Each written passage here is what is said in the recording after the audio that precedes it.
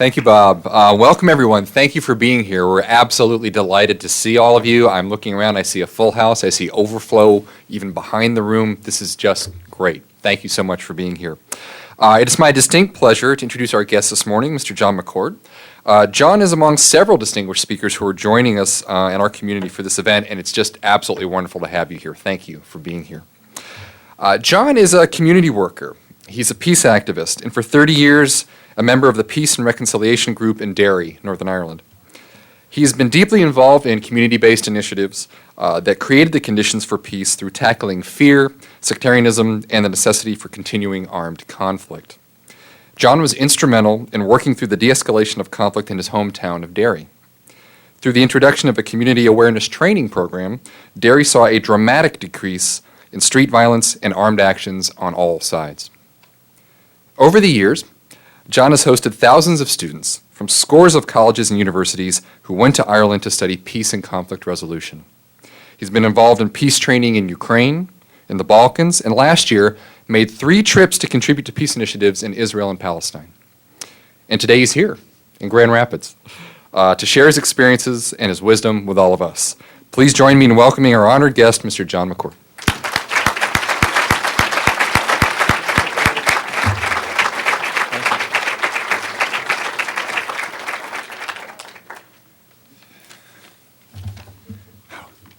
Follow that. Bye.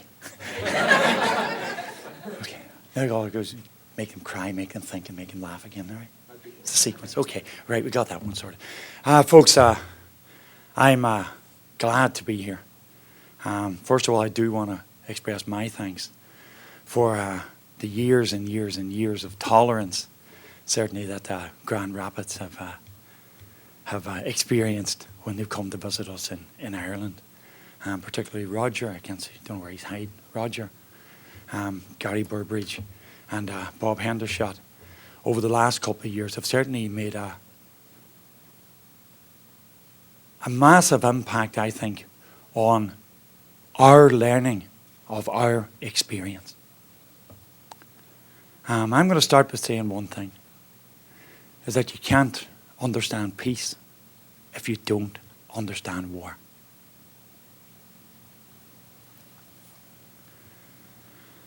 And I think about war, and I think about conflict. And, I stand here at 58 years of age after all that we've been through.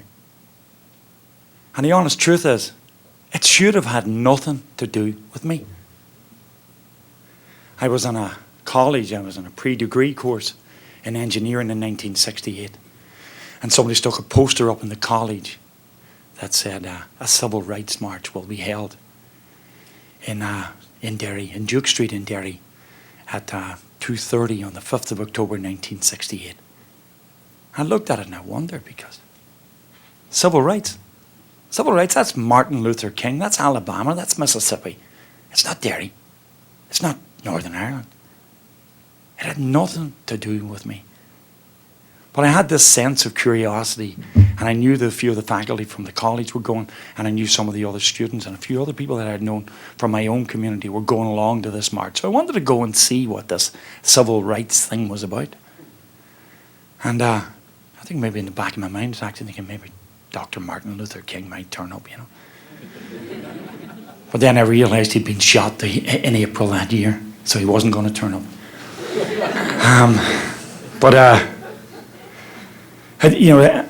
And the college was actually a strange thing for me, because here I was at 17 years of age.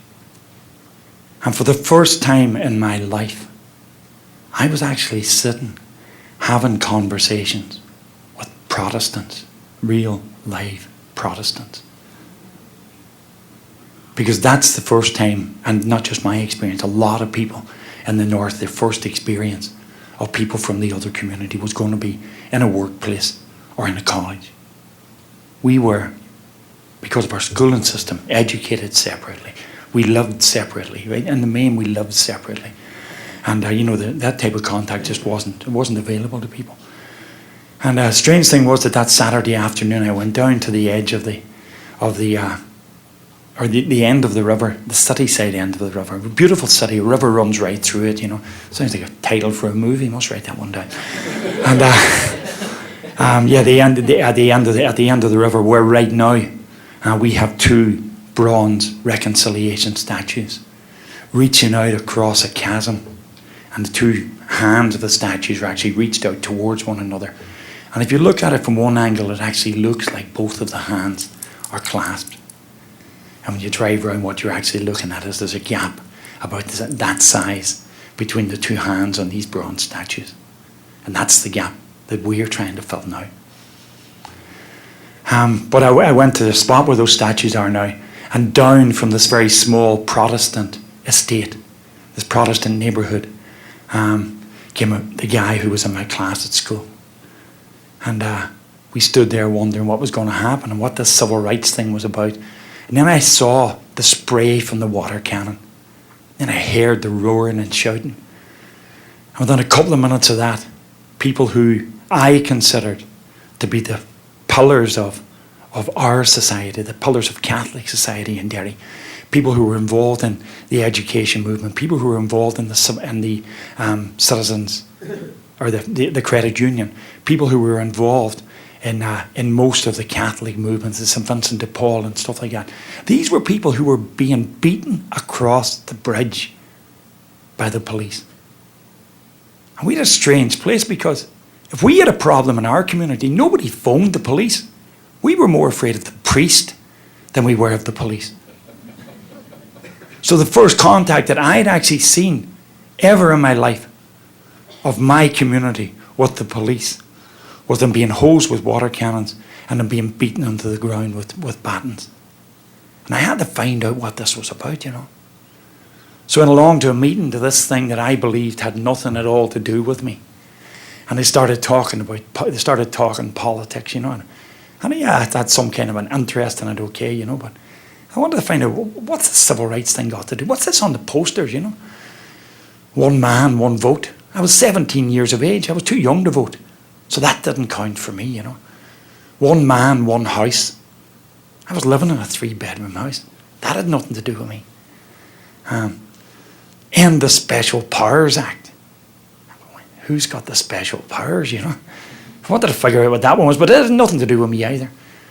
And so, you know, just going through this stuff and the posters, looked at it and went, you know, this isn't anything at all to do with me. And then the guy started talking about the linkage between those elements. And this is where it came together. I talked about our city, which has always, from the foundation of the state, has always had a 70% Catholic majority. And never had a Catholic majority on the city council. Arranged through a system, a gift from the great state of Massachusetts, gerrymandering. Thank you, Governor Eldridge Jerry. And the system of gerrymandering, which, you know, allowed the corporation itself, when it was setting out, it set out its own electoral boundaries. And it divided the place up according to the class and religion of the people who were going to be voting. To vote in a local election, you could only do it if you were a householder. In other words, if you had the rent book of the house, or you actually owned the house, you were the only person entitled to vote in a corporation election. Corporation were responsible for, right now I'll go through the system first.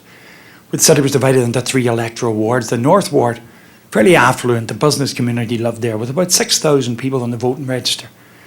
And at that point, about 4,000 of those people on the west bank on the north of the city, on the west bank of the river, about 4,000 of those voters would have been Protestant. Those 6,000 voters elected 8 councillors, 8 unionists.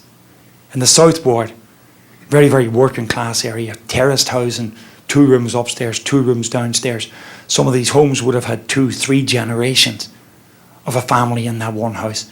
Maybe a family in each of the rooms of the house, and leaving the kitchen free so that everybody could use it. 3 generations, you know, you could have had 12, 14, 16, 18 people for anywhere from 80 to 2 years old living in a 3-roomed house. And they had 10,000 people on the voting register.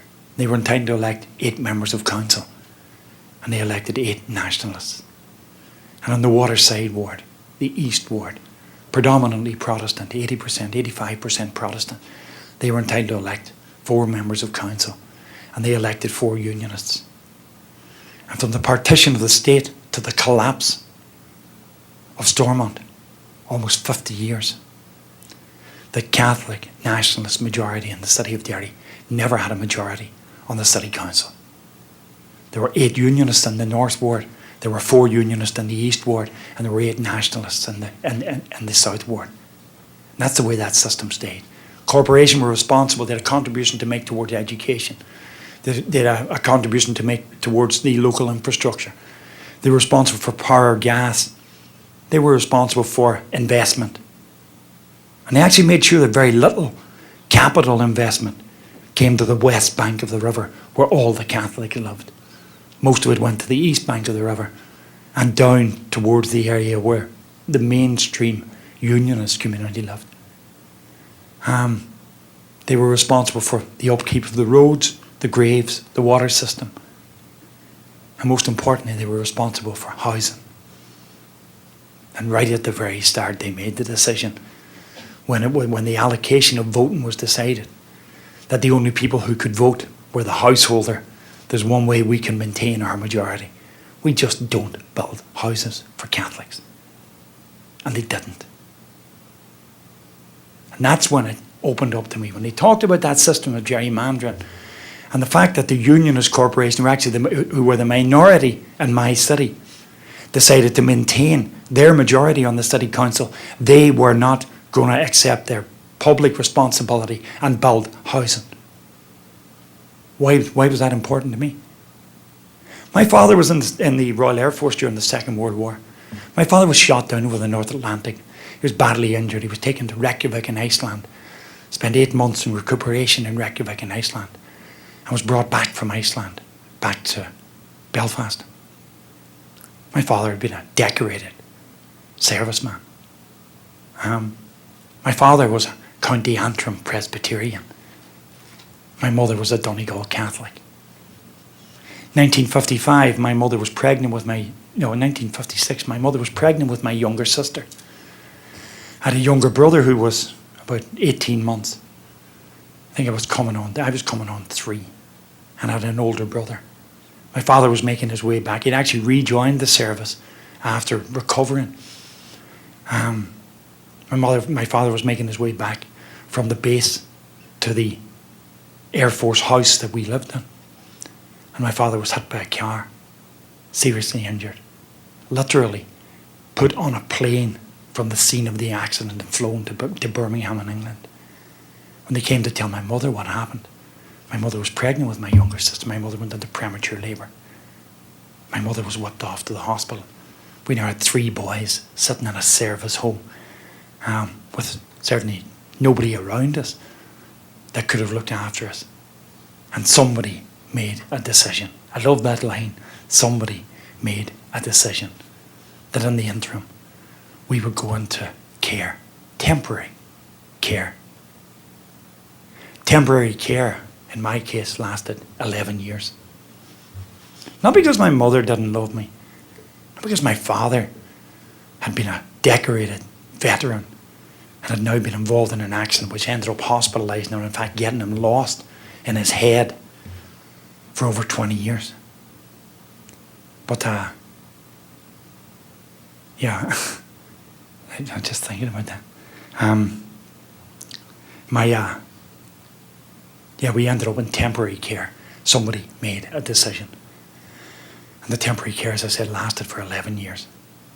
The reason why it lasted 11 years, my mother, a Catholic, in the town that she worked in the shirt industry in from 1932. So we're talking 30 years. No, at that point, yeah. Well, my mother had worked in the shirt industry she left school to go into the shirt industry. And my mother couldn't get a house in Derry because she was a Catholic. And the unionist majority on the council didn't build homes for Catholics. And it wasn't just that they didn't build homes for Catholics. In the process of not giving you a house, they also robbed you of your dignity. Because what you had to do was twice a month, everybody that was on the housing list Had to go to the Guildhall. It's a beautiful big Gothic building with a large clock on the front of it. Absolutely beautiful oak panelling all the way down it. Statue of Queen Victoria in the hall. Statue of Edward, you have Edward, King Edward in the hall. You know, all of this stuff's all there. Beautiful building. But you had to go in and sit in a row of benches that were brought out on a Monday and a Thursday and then put away after it. And everybody moved around the benches one space at a time until you got to the door of what's now the mayor's parlour. And in the mayor's parlour sat, not the mayor, but the mayor's secretary. And you had to go in and you had 5 minutes to convince the mayor's secretary to push you up the housing list a half a point at a time. 11 years, a half a point at a time was how long it took my mother to get the house that we eventually got. And once that gerrymandering and that policy of the corporation was explained, that was it. The engineering career went out the window. The idea of travelling the world in a job that was actually promised me at that point when I finished the course had gone out the window, and I was going to be a civil rights marcher. And that's where it started. And I marched, and I marched, and I marched, and I sang, and I marched again. And the police put us off the road, and we went back on the road, and we went into the buildings and protested in the Guildhall at the corporation meetings, and we protested at the mayor's parlour, and we got dragged out of the Guildhall. We kicked down the steps and run down the Guildhall and in the back door just to get grabbed and kicked down the steps again. And that was the start of it. And then it escalated. The 3rd of January 1969, 200 policemen came down the hill out of the old city, down into the Bogside, which is in the valley on the east of the city. And they kicked in the doors of these small 2-up, 2-down terraced housing. Not any particular door, just any door. And I kicked in the doors and just laid in to beat up the people who lived in the houses. Mothers, fathers, children, grandparents, it didn't matter. Because this was a 100% unionist Protestant police force. And this was a 100% Catholic nationalist area. And they were going to beat the civil rights movement down right at the start. On the 3rd of January 1969, a guy grabbed a bucket of black paint, went out to the end of this 1/4-mile long row of terraced housing. And on the wall on the end, he wrote this slogan: "You are now entering Free Derry." And Free Derry was born.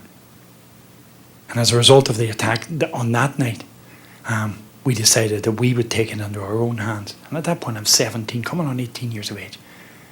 And it was people of my age decided we were going to rip up the curbstones, we were going to rip up the paving slabs, and we were going to build barricades around this area.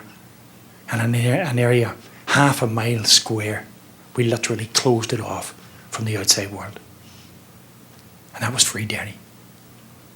And we were now making decisions.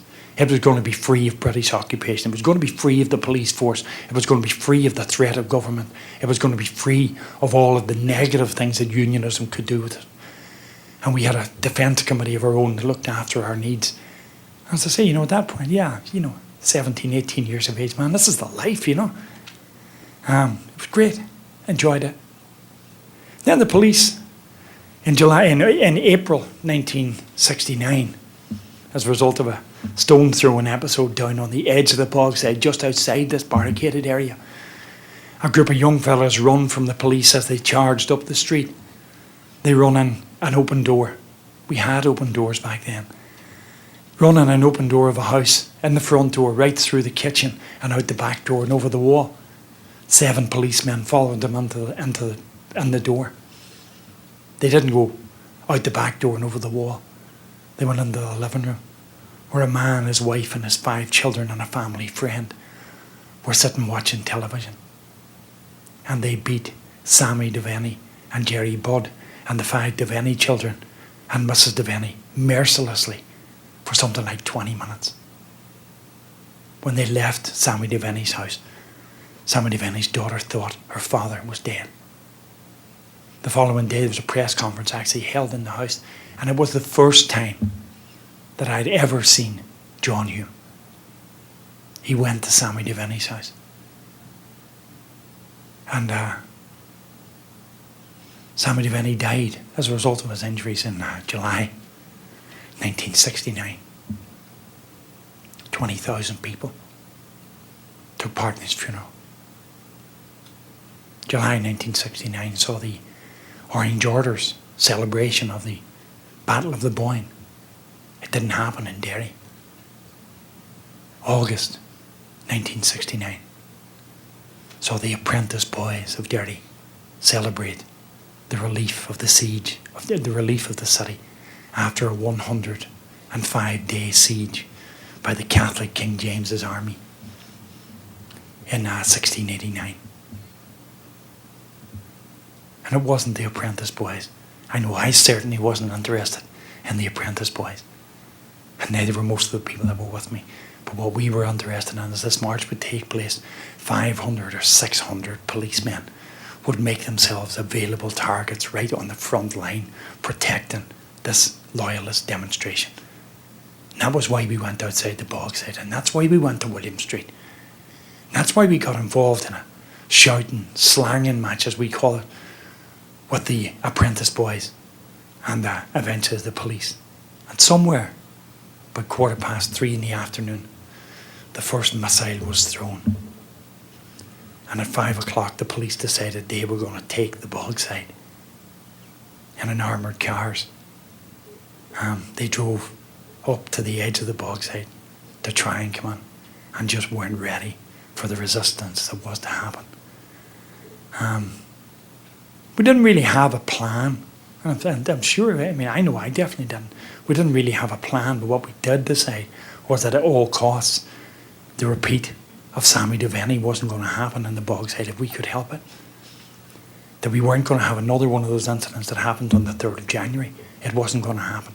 The police at all costs were going to be kept out of the Bogside.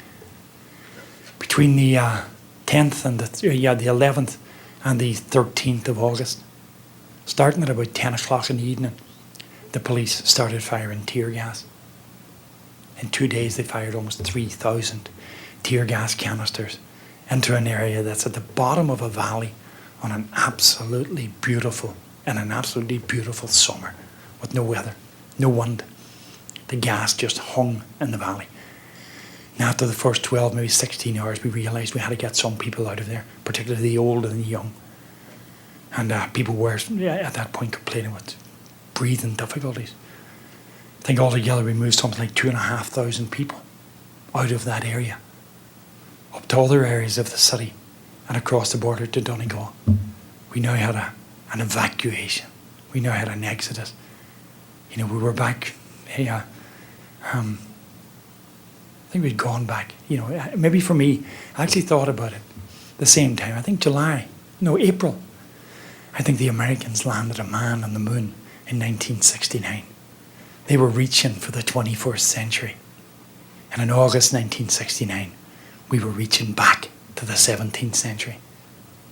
That 300 years for us hadn't happened. After 3 days,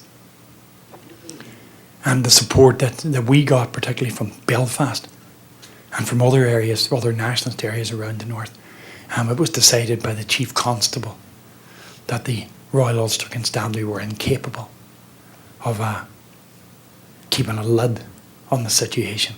And the Chief Constable, Sir Arthur Peacock, I think his name was, invited the British Army to aid the civil authority as a temporary measure in Northern Ireland.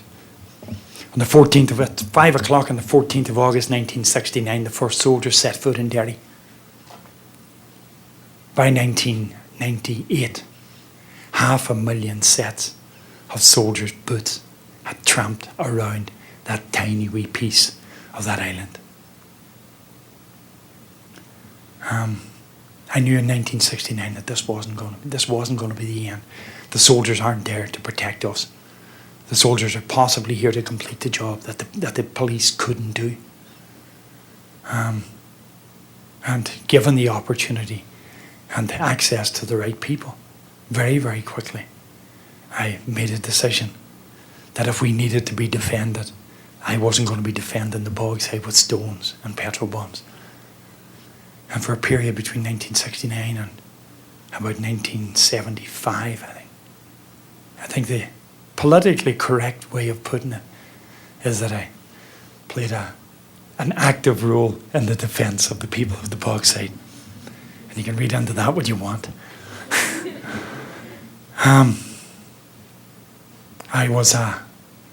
I stood on barricades. I stopped cars. I had soldiers kicking my front door. We fought back.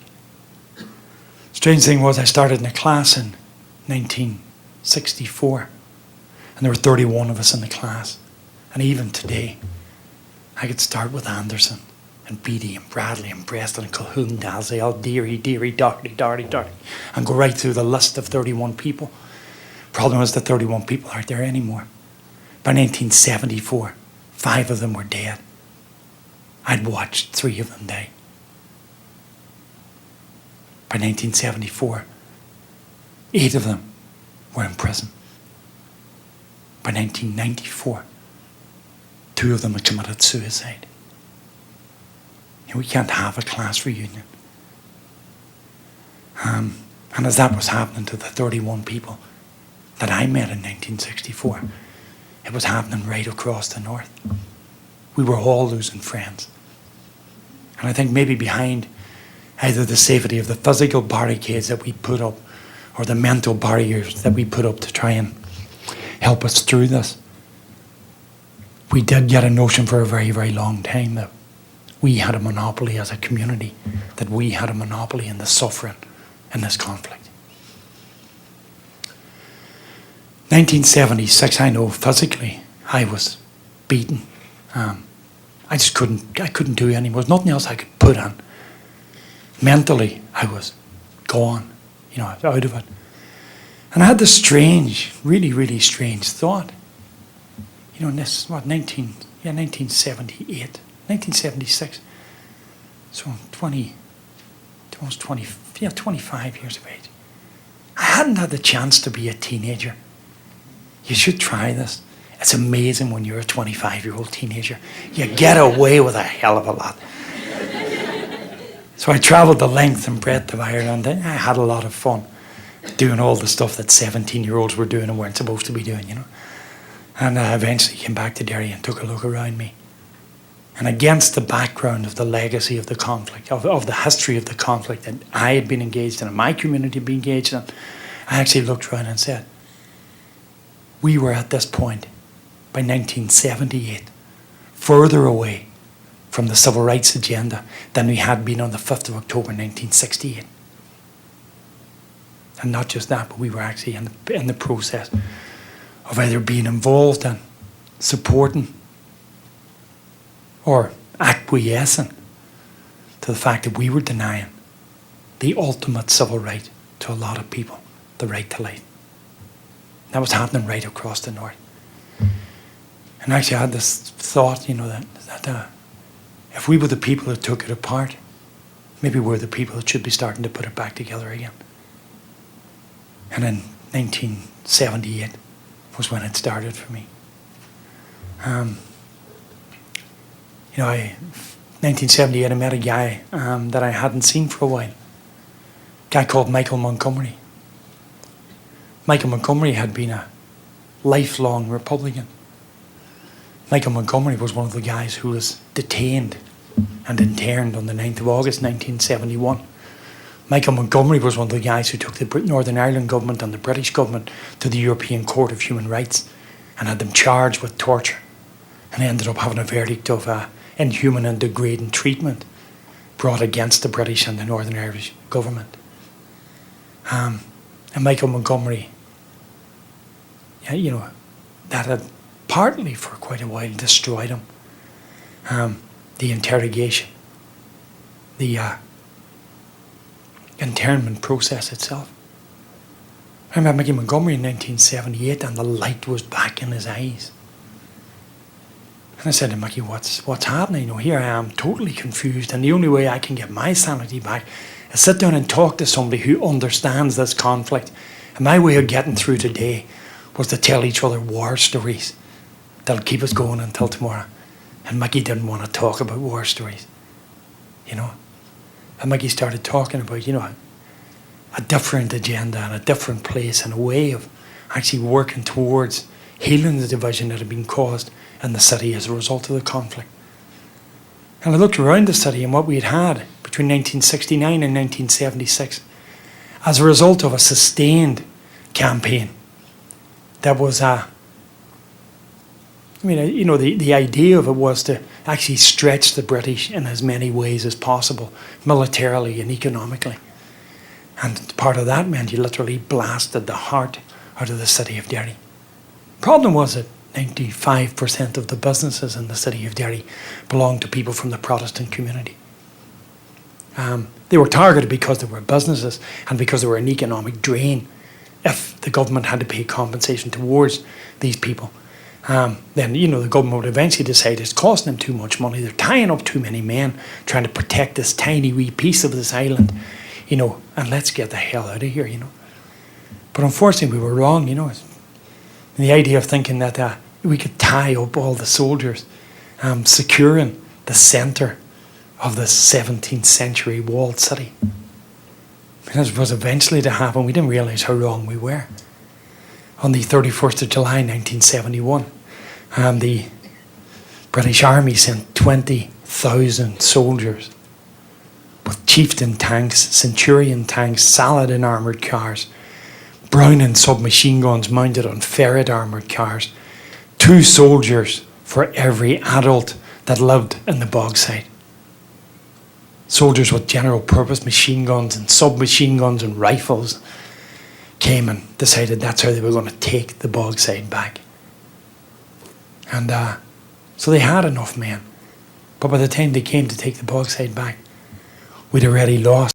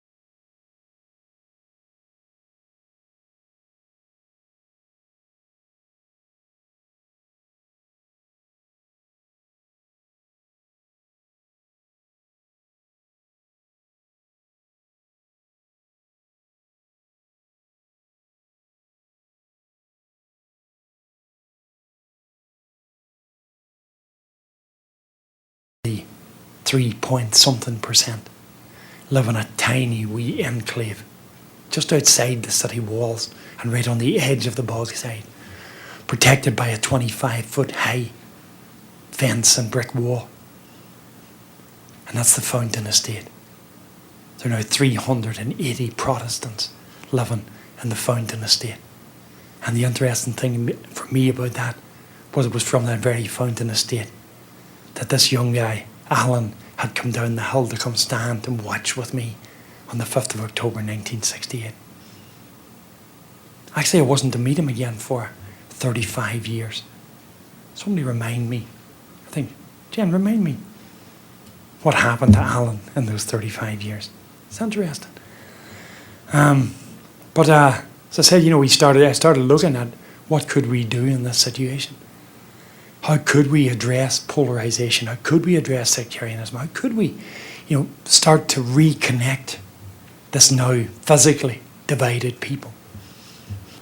And I went along to an organisation that had been set up, and I will say one thing about it, had been set up by a rather radical Catholic priest. Certainly not of the mould. Father Neil Carlin was not of the mould. Because my experience is that the institutional church right across the board made absolutely no valid contribution to building the peace in Ireland. Individually, there were curates and priests and ministers who made immense silent contributions to building peace in Ireland. But the institutional church, Protestant and Catholic, failed, I believe. My experience is that they failed. And they didn't just fail themselves and fail their calling, they also failed their people. And that's me. I'm going to leave the church alone at that one.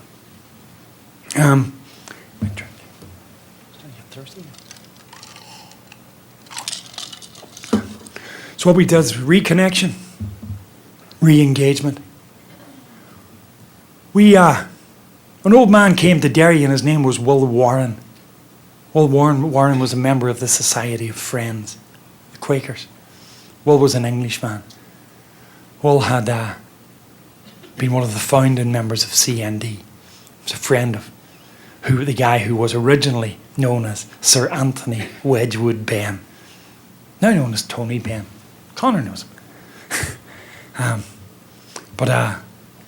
And Will Warren came to Derry, and Will Warren brought with him a Volkswagen minibus. And now Will Warren was in Derry, and he was actually living right on the edge of the Bogside, so Will Warren didn't need his Volkswagen minibus. So he gave it to us. We used to fill that bus every Friday or Saturday afternoon with women from the Creggan, from the Bogside, from Rosemount, from Chantallow, from all of the nationalist areas of the city. All the women that used to work in the shirt factories. And to say we're going to take them on a wee run. And we took them across the river, into Nelson Drive, into Irish Street, into Bonds Hill, into Bonds Place, into Caw, hardline loyalist Protestant areas. Just so these women could reconnect with the girls that they worked in the factories with. Started off with women. And after a couple of months, it sort of built. And the husbands were curious about what happened. And they were curious about, if the women were meeting their old friends, I mean, not that there were that many jobs to go around, but people were interested in trying to catch up with some of their neighbours as well. Guys who lived next door to them who'd left. And over a period of a couple of years, this re-engagement thing, back and forward, shuttle between the Protestant and Catholic communities took place. And eventually we started getting a social programme going. Non-threatening activities, fun football, the over 40s, guys who think that they're still Pele or whoever, out there kicking football with pot bellies. Darts, I remember thinking about that one. Do you really want to put a group of Catholics and a group of Protestants in a hardline Republican or loyalist area and give them weapons to throw at one another? But yeah, that worked. We got a few drinks and chats. The karaoke machine went on, and everybody was Elvis. And we loved the world. And then when that meeting was over, we came out and we went back into the reality and withdrew to our own particular communities. And we went back to the separated, polarised lives that we were living until next week, when the possibility might come up that we could re-engage and have a bit of crack, as they say. Oh yeah, I have to point out, the crack with us is a completely different thing. And the people who've been to Derry will understand that, there's nowhere in Ireland does crack like Derry. We have the best crack in the world. And so somebody will explain crack as well and spell it out for somebody. But those that know, I think is a good way to put it.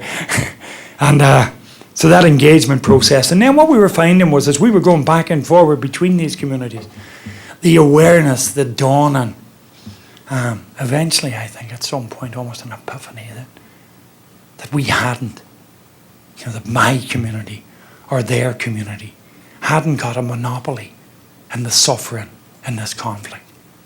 That it had affected us all.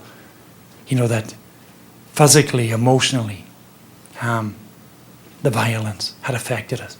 We'd all lost loved ones. We'd all lost friends. We'd all lost schoolmates. We'd all lost parents and children right across the board.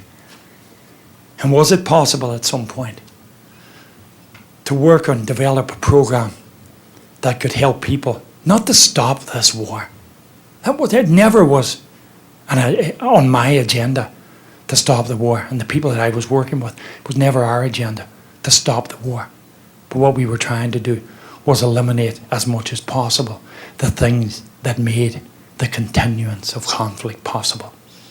Could we address sectarianism? Could we look at unemployment? Could we look at economic and social deprivation? Could we look at investment? Yeah, could we tackle the hard issues as well? Could we talk about sectarianism? Could we talk about polarization? Could we talk about the things that were dividing us? Yeah, and at what point would we actually start tackling, as I was reminded yesterday, the main cause of this conflict, the British presence in Ireland? On that one, I think I failed. But maybe it's part of what's being dealt with now, so maybe it wasn't a failure. It's a long time putting these bricks on the road that took us to the place we were going to end, you know. For 30 years, I've walked back and crossed that river, driven back across that river, and on some nights, run back across that river. I've lost a lot of friends on the way. I made a lot of new friends. Saw a lot of my friends die. Carried too many coffins. My daughter got married last year, the 9th of May. Her anniversary was on Saturday. And we went to the church to do the practice run, and the priest sort of saying, John, you stand here, and Tanya, you stand here, you know. I'm going, Father, I don't want to stand there. And he says, why not? I said, because that leaves my ugly side to the camera. And my daughter says, Daddy, you have two ugly sides. It doesn't matter, you know. And so we got all in place, you know, and the priest sort of does the bang, bang, you know, like with no music going. So he's making the rhythm as he's going. Great rock and roll priest, you know. So he says, right, you start moving now, and the bridesmaids start, and then the page boy starts, and the bridesmaid goes. And then we're supposed to go, and we're walking up the aisle, and literally, I went 1, 2, 3, Tanya, I can't do this. I couldn't do it. Came into my head, just there in that church. I asked her why, first of all, why she wanted to get married in that church. She said it was our local parish church. Unlike Tanya, I didn't spend 2.5 years planning my wedding. I asked my wife on a Wednesday what she was doing on Saturday. She said she didn't know. But she did tell me she was getting bored going to the beach on the 3 previous dates that we'd had. So I said to her, well, do you fancy getting married? She thought for about 4 seconds. She said, yeah, well, okay then. That was on a Wednesday. We got married that Saturday. It's 30 years ago this year. So yeah, impulse sometimes works out. But my daughter spent 2.5 years practicing for this wedding. And here we were on the practice for this march up the aisle that she wanted because she had absolutely, I know, because I paid for it, an absolutely beautiful wedding dress that had a train as long as the Galveston Express, you know.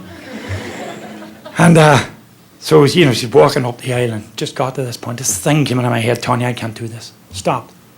I said, Daddy, what's wrong?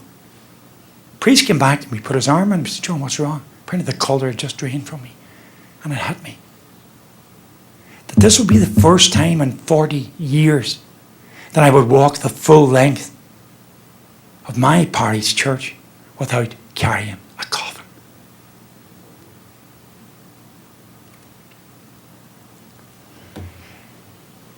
And I think that's the moment, you know, that it all comes together. And all of the rust goes out the window. And a lot of the pain actually leaves with it. But the legacy of what we've been through stays. We just find different ways of dealing with it.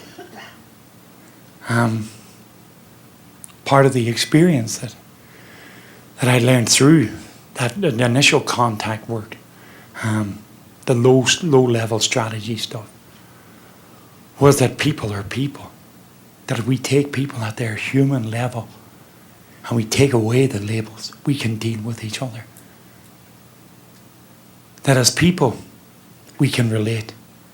As parties, sometimes we have greater difficulty. Particularly parties with some of the representation, certainly that we've had. It's very, very difficult to get under the skin of a community. But I think there certainly has been in the working class Protestant community a realization that unionism has failed them as well. And maybe there wasn't enough effort made in 1966 and 1967 and 1968 to encourage the mass of the Protestant working class in the North to become involved in the civil rights movement. Gusty Spence said in 1994, in hindsight, all of the Protestant working class community should have been involved in the civil rights movement, because we wouldn't have had to go down the road that we went down. Look at the history of that conflict. I look at the legacy of it. I look at 3,800 deaths, over 30,000 politically motivated prisoners, 50,000, in excess of 50,000 ex-combatants that are out there not knowing now where they belong, questioning what the war was for.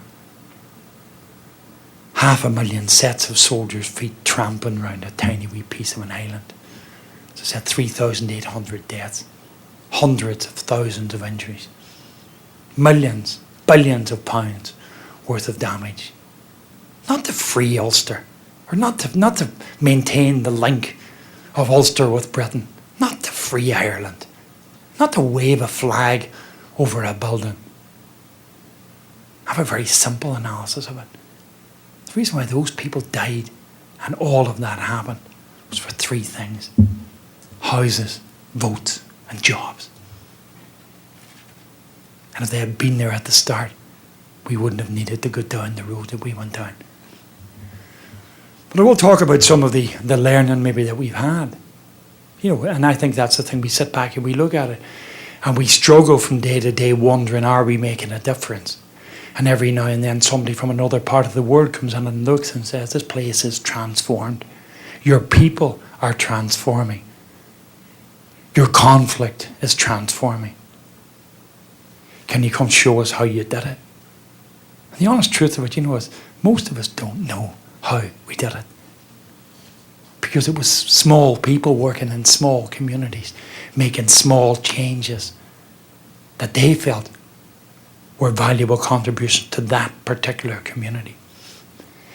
I honestly believe that the community sector will never get the credit that it deserves for creating the conditions, or making a valuable contribution to creating the conditions that made peace possible. I think when I look at the political history of Ireland, I have to think, and where I'm coming from, sometimes this is a hard place to think about. I have to think of the amazingly brave and valid contribution that was made by Sinn Féin prior to the IRA cessation declaration in 1994.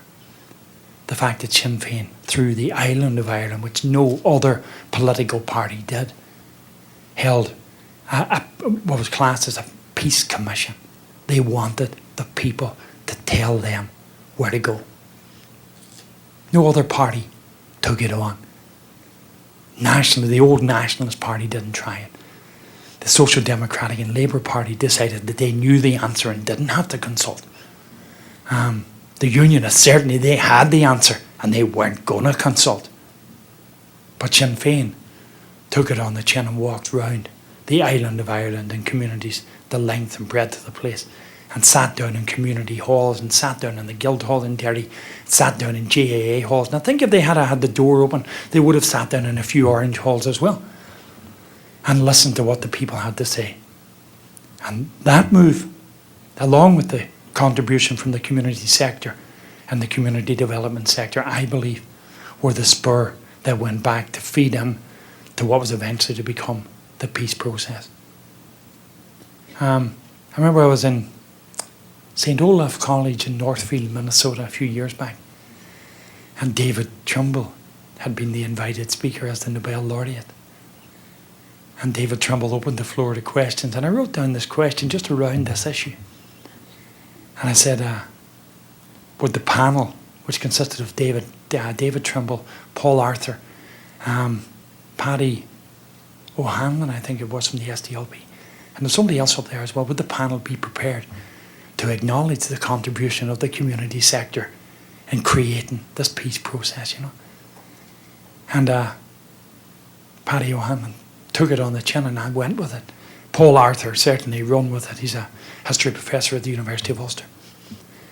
And David Trimble said, I actually think it's about time these community people step back and let us politicians get on with it, Of course, the next day in the Irish papers, the headline read, Trimble slams community groups.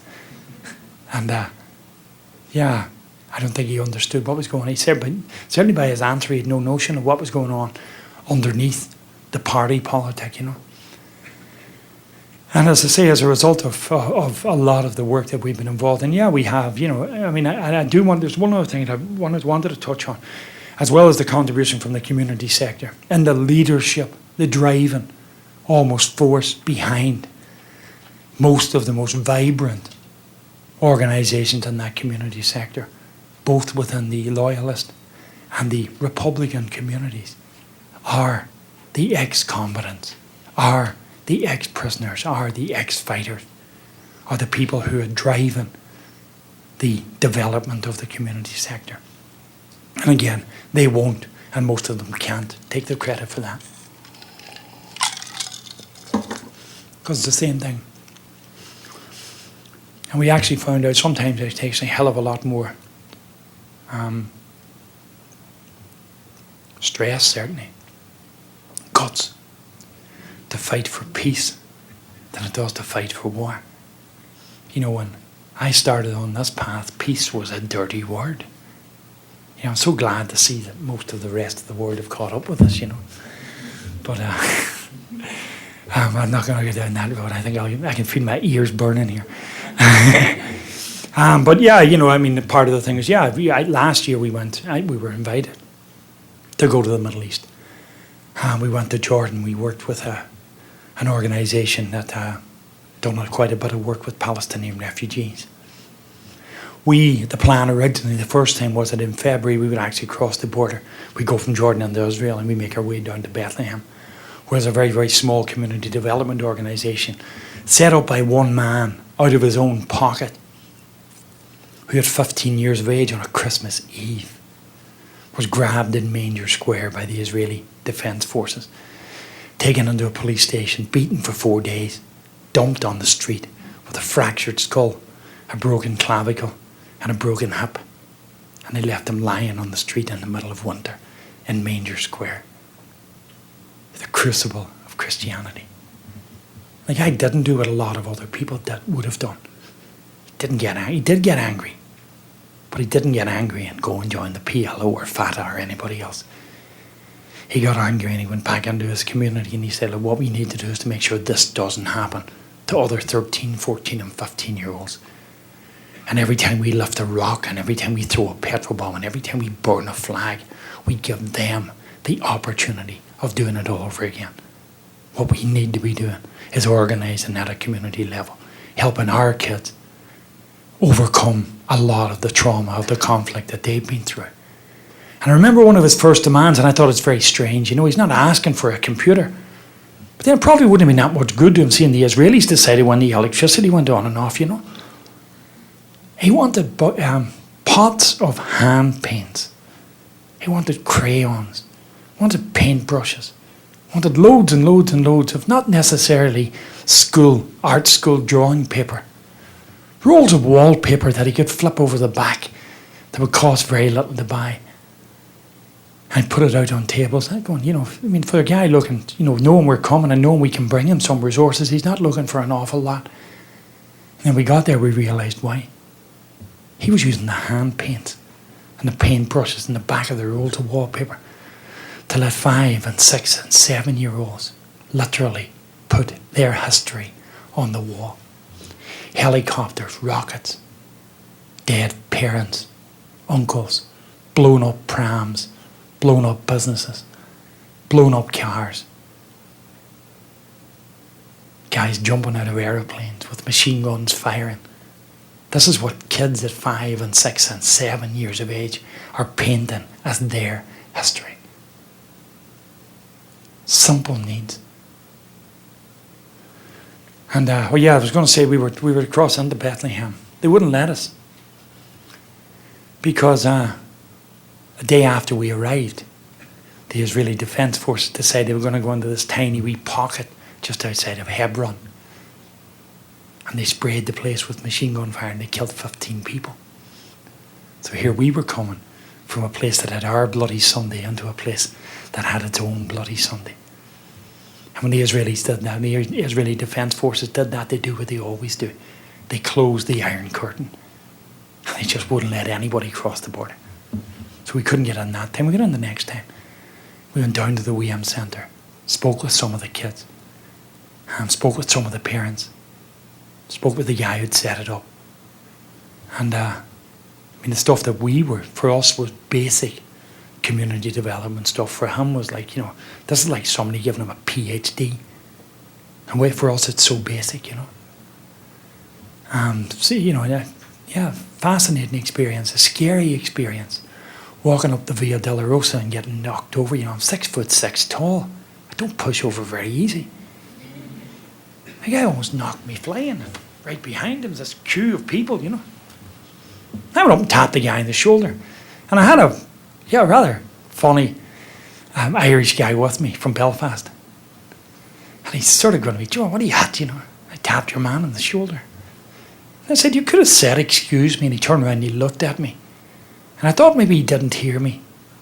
Maybe he didn't understand me. So I just said, you could have said, excuse me. And he just stood and he opened the coat like this. And he opened it like that. And there's the Glock on the stock. And I says, hold on a minute. I says, I'm from Ireland. That doesn't scare me. So we had some fun with it too, And the thing is that, actually from that ex-combatant community, there are people involved in initiatives in South Africa. There are still people involved in the issues of the returning Crimean Tatars in Crimea, in the Ukraine.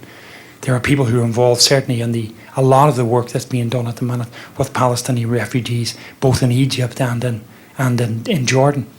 And there are people, when they can get the visas and the waivers and all the rest, who are involved actually in Israel itself and in the Palestinian territories.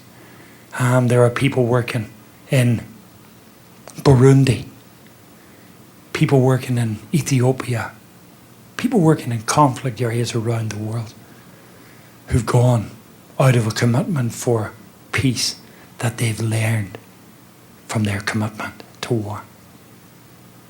It's been a fascinating journey. There's mornings you wake up and you wish it hadn't happened. Wish you could skip the 40 years. Wish you weren't there on Bloody Sunday and watched your friend run beside you and suddenly he's not running anymore. And looking around and thinking he's tripped and fallen. And realising now he's been shot. And watch the soldier cross the square to 5 feet away from him and put another bullet in his back. Wish you didn't have to do that either.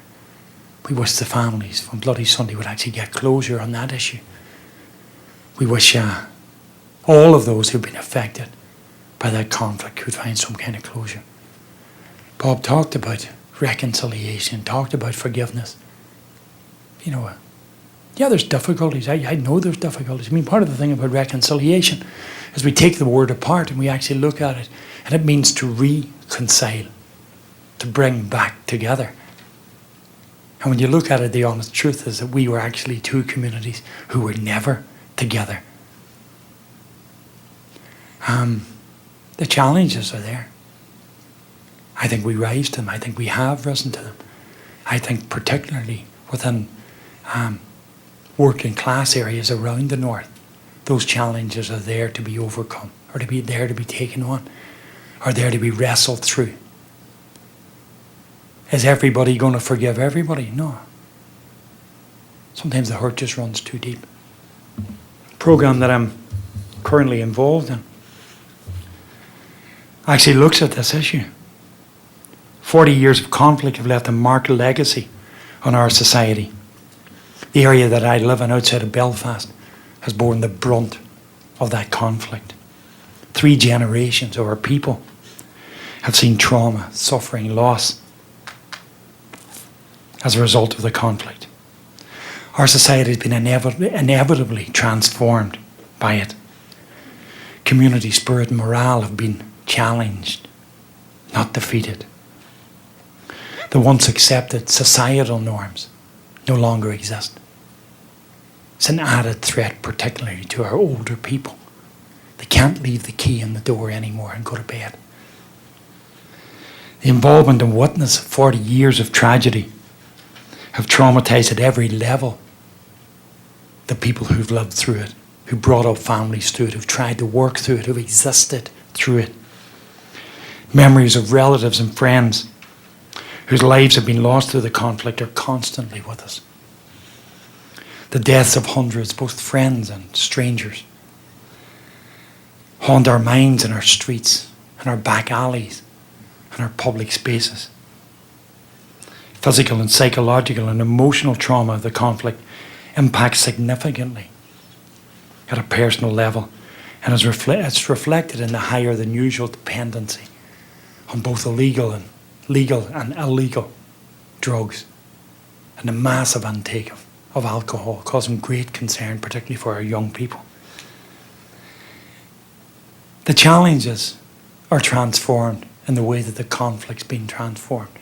We find ourselves now maybe on the cusp of dealing with the issues that the rest of society has been trying to grapple with while our war was distracting and killing us. But I believe, that there's enough goodwill. I certainly believe in the commitment of the working class people throughout the island of Ireland to see us through this. And I just remembered, I asked Jen to remind me of something. What happened to that young 17-year-old Protestant that came down out of the Protestant estate to see me on the 5th of October 1968? I asked him, was he going to cross the bridge with me? And he said, no, I don't think so, John. I'll see you later. And he walked back up the hill. On the 9th of May, the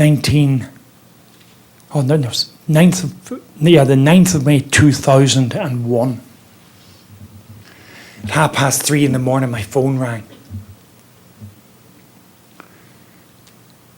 John, this is the police. And he told me who he was. This local community sergeant. I said, yeah, what can I do for you? Is there a problem somewhere? He says, I know you're connected to Paul Cross. I said, I know he's your brother-in-law. He says, I also know that his mother and father are both in their 80s. I said, yeah, that's right. Paul Cross has just been found beaten to death. Paul Cross couldn't handle our conflict either. Paul Cross went on the street and started drinking. 6 months after, his brother, who'd spent 2 terms in Longkesh, died of alcohol. And Paul felt really guilty about that, and his way of dealing with the guilt was to put himself on the same train, Paul had been found beaten to death, and not just had Paul been found beaten to death, but the guys who beat him to death had gone across the river and beat Paul's friend to death. The 2 of them beaten to death at 2 o'clock on the morning of the 9th of May 2001. And the policeman says, you're going to have to come to the station because the investigating officer wants to talk to you. And I went down and saw the sergeant, and he says, go in there. He says, your man will be down now. Sat there for a couple of minutes, knock on the door opened, a silver grey-haired guy in a really, really nice suit walked in. And it was Alan Holland, who was now a detective sergeant with the PSNI, and who joined the police force after he finished his engineering degree. Alan Holland had spent 20 years in the police. He originally was a member of the RUC, and now he's a member of the PSNI. So yeah, both of us had taken remarkably different paths on that journey, just to meet up at, we met at the start of a tragedy just about to unfold on the 5th of October 1968. And we met again in the midst of another tragedy of 2 young people who'd been literally beaten to a pulp and died. And the sad thing about it is that when I was a guy who certainly would have lobbied and did lobby as part of the negotiation around the Good Friday Agreement for amnesty and for the release of politically motivated prisoners. And I found myself in a position where I was actually calling for these guys to be taken out after 40 years working to take the gun out of Irish politics. I was the guy who was standing almost calling for these 3 guys to be taken into a back lane, hooded and shot. So yeah, we all have challenges in it, you know. As I said, it's been a long journey. A journey most of us wish we didn't have to take. But I think of what we've learned in the process of doing that has made the journey worth it. I think, yeah, we've generations still to come. They'll help, you know, to overcome the tragedy of the conflict that we've been through. Not just the last 40 years. Roger talked about the 800 years, yeah. You know, because we're Irish, we've very long memories. Our memories are longer than, we have memories longer than you've been a nation, you know. So, well, there, you know, the commitment's there, and I think that's, for me, that's what counts. Folks, I'll, you know, what have we got? Bob, where are you? Hiding on me. What do we got? Yeah, I think at that point, if anybody has anything to throw at me, throw it, and do me a favour, let me edit the answer. Don't you edit the question. We'll do the thing where we pass the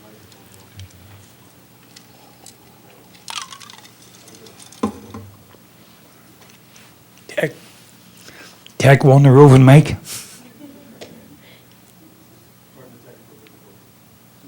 Has it got a red light in the bottom of it? We'll take questions. Okay. Make sure to speak up. About 6 years ago, I had the opportunity to talk to the Vice President of the Pontifical Council for Palestine, and he considered most of his mission there for several years to be pretty much a failure. I asked him if any effort had been made to establish a sort of Truth and Reconciliation Commission established in South Africa after apartheid. And he said that there was an effort that was also grassroots organized, a community effort that was intended to bring together the victims, the parents, the parents of victims on both sides, to argue, fight, and come to peace. And it seemed to be making some great strides until the government shut it down, as governments in their infinite wisdom often do these days. My question for you is this. Is the effort that you're making in Northern Ireland in any way patterned after South Africa's Truth and Reconciliation Commission in terms of burying the hatchet? And 2, what must the government do to facilitate peace and nurture the effort that you are making? Right. I know in 1992, 1993, there were very, very valid contributions and conversations that have been held in Ireland between members of the African National Congress and political representatives of various organisations.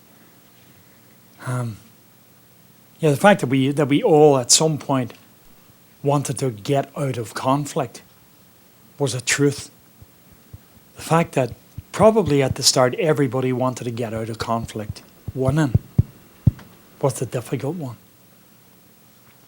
Often the challenge of a Truth and Reconciliation question or commission is raised in Ireland. And I think is that those type of commissions can be either good or bad. Firstly, it depends what the agenda is and who sets it. Secondly, it depends on who's running it. And there've been 50 different Truth and Reconciliation Commissions around the world since 1980, from Chile right through to South Africa. So some of those have had influence, certainly on the lives of the people who've taken part in it.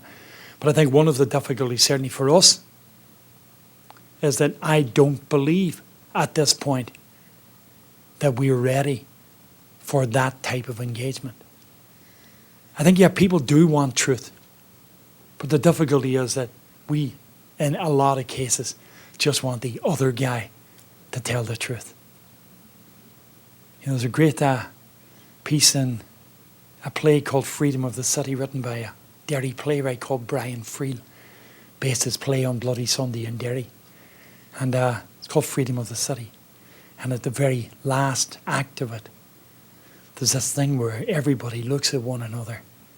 And almost depending how you view it, and what looks like surrender, both the British soldiers and the people who've been sort of by chance caught in this room in the Guildhall in the middle of this murderous scene, end up walking out, all of them with their hands in the air. And McGuinness at some level had it right, because this wasn't just about the other guy putting his hand up. This was about everybody putting their hand up.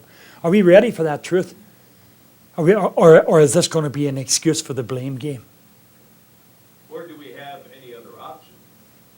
Well- I guess that's what the blacks in South Africa decided. The blacks I've interviewed in Soweto, for example, will argue that it is not fair, it is not just, but for the most part, they seem to say that it's necessary. It's necessary to move on. Yeah, and it's, it's also necessary, and I'm going to take one example of this because I'm very, very familiar with it. I'm going to take one example of it.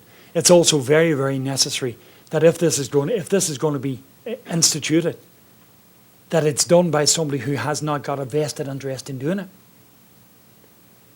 And the reason why I say that is 6 weeks after the 30th of January 1972, Bloody Sunday, the British government, Ted Heath, asked the highest judge in the British judicial system to hold an inquiry, conscious of the fact that this just wasn't a military war, this was also a propaganda war that they had to win. He wanted an inquiry into Bloody Sunday. 120 witnesses, 6 weeks of evidence, and a report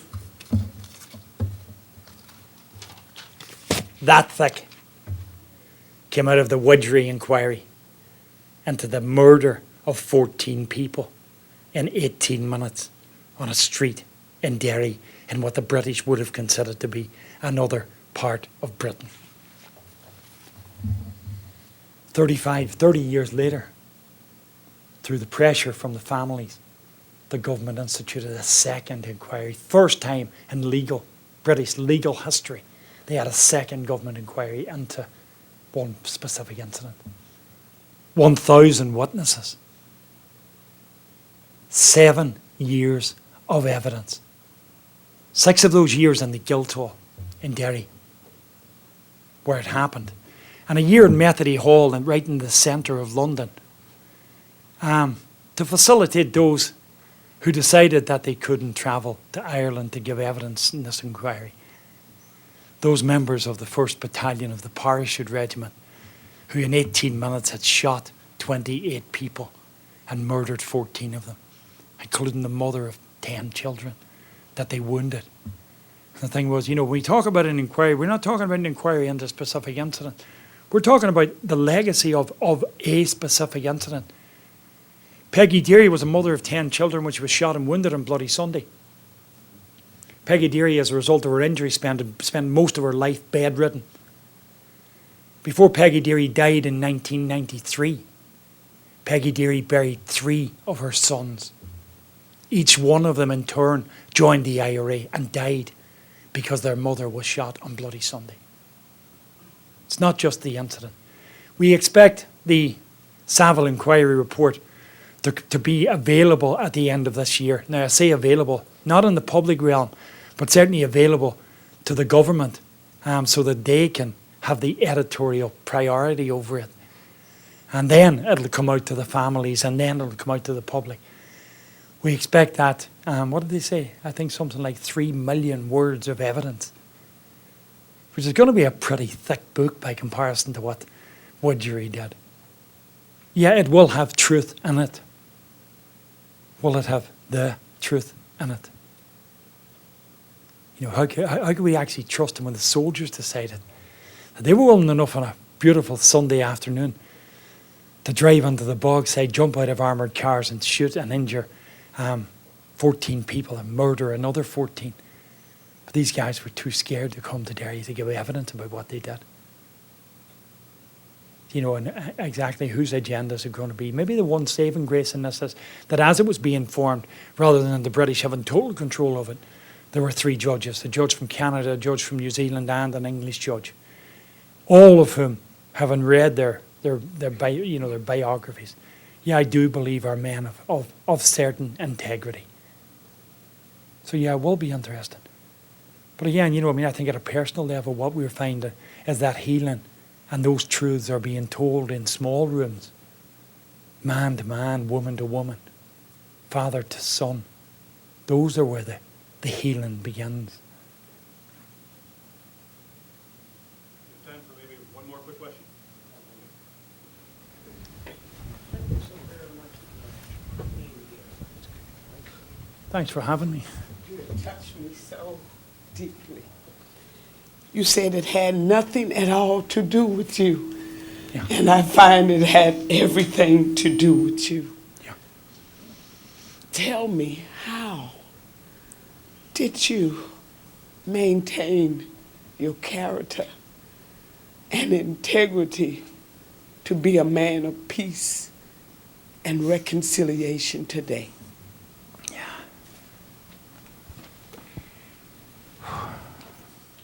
The other days it wasn't easy. I can honestly say I got up mornings and I didn't want to do it again today. And probably in the 30 years that I did it, at my own expense, my own time, spending 30 years as a volunteer with one organisation while working 16 hours a day, maybe 8 hours a day with the organisation and another 8 hours a day in a bar putting food on the table for my family. Yeah, there are days I didn't want to do it. But honestly, I looked over my shoulder every now and then, and trust me, there wasn't a big long queue of people who were saying, "It's okay, John, we'll step in there for you."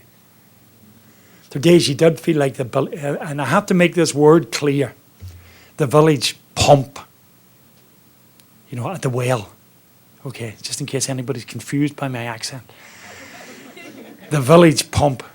And there are days you felt like the village pump, that somebody had a problem, they came along, they primed you, they got what they needed, and they went off again. And in a lot of cases, people didn't come back except for they needed something else. But it wasn't about gratitude in it. Well, you know, you just done it because there was something that you had to do. You know, I mean, I didn't make this conflict.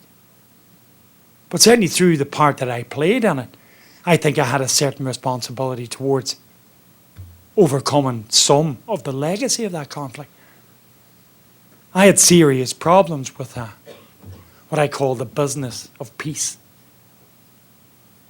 For over 20 years,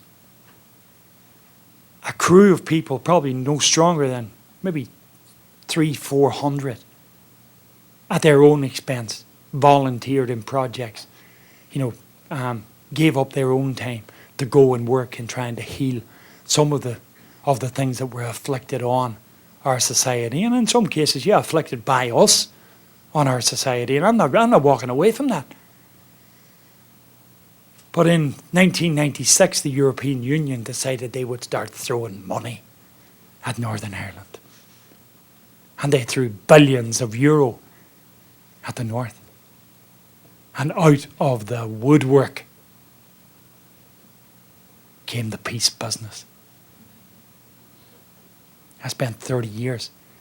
And I remember looking at these jobs in the paper and going, no, I'm not signing up for that. That's the peace business. I don't want to touch it. And looking at some of the guys that got it and wonder, where the hell had they been for the last 20 years?